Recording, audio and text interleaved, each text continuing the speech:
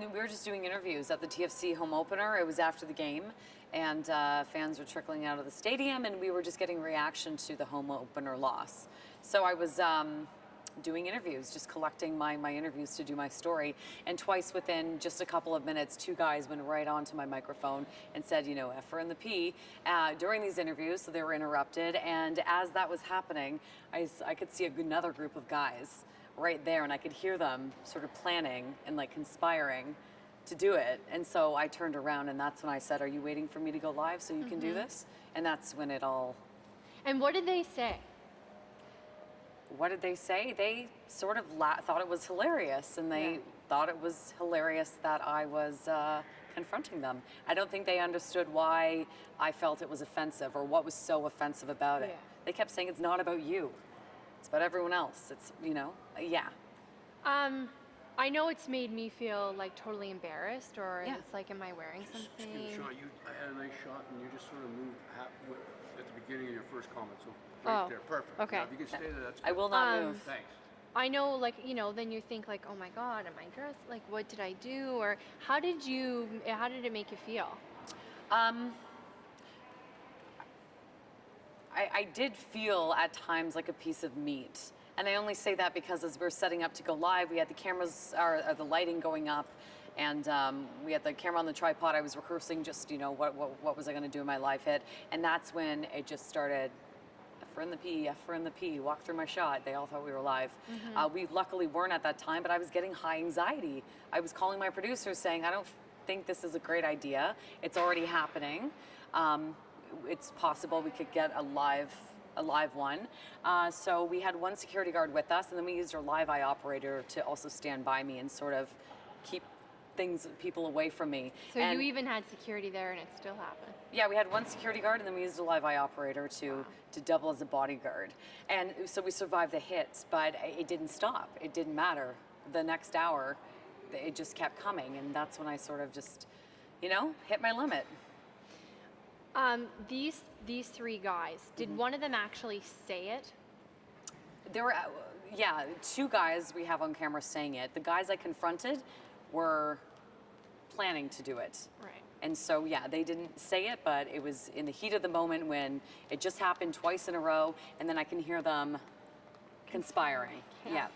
So, quite a bit of attention. Yeah. Did you think, I mean, I can't imagine your intention was to blow this thing out of the water, but are you pleased, satisfied, or shocked? Well, I mean, I knew this was going to get attention because all these, you know, P-bombs go viral anyway, and they just add to the loop. So I knew that it was out there, and it would get attention. I had no idea that it would be this widespread. So I was shocked at that. Also shocked at the positive discussions and conversations that's coming out of this. I just want to say, you know, we didn't do this or take this stand to vilify those two specific guys. It's just how everything unfolded. They just happened to be the guys I had this confrontation with. They're just an example of how many men out there who have done this to reporters, not just me, but to you, and reporters all over the city and all over North America. Now, all that being said, one of them's lost his job. Yeah. Are you worried about what's going to come because of that? I mean, are you surprised that it went that far? I can't say I'm surprised it went that far just because of the outrage from it. We tried to do our best to shed light. Like City News, we tried to do our best to shed light on the bigger issue here. It's not just these two guys doing it, it's an everyday thing. Did I want someone to lose their job? Of course not, but we wanted, you know, something to be done about this. We wanted to take a stand. We knew their identity very early on. We did not release their names because that's not what it was about. We knew that this was enough shame out there, and you know, it sparked a lot of outrage from people worldwide. Are you worried about the hate that might come to you just because, you know, let's face it, people want to point a finger? I mean, it's fine. I'm a reporter. I'm pretty tough. People slam the door in my face every day, and I've been told some pretty mean things. So, I mean, I'm tough, and I get it. And there is two sides to this. Was this heavy-handed? I mean, this is the debate that's happening right now, but it sparked this amazing conversation about women, about harassment, about respect. And I think that is the reason why we did this in the first place and took a stand with this trend. And I think the outcome so far has been positive in that regard. And you heard about MLSE and White Yeah. Ribbon and what they're doing. So where do you think it goes from here? Do you think it's going to stop tomorrow? I'm at the point where the reaction has been like men are apologizing on behalf of people who do this, saying not all men do this. The reaction is so intense and so powerful. I'm almost hoping that people will police other people who want to do this.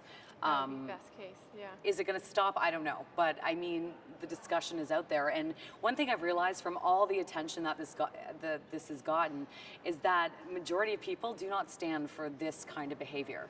I don't know when this behavior became socially accepted, but most of the people speaking out, and there's thousands and thousands of people voicing their opinions, they don't stand for this.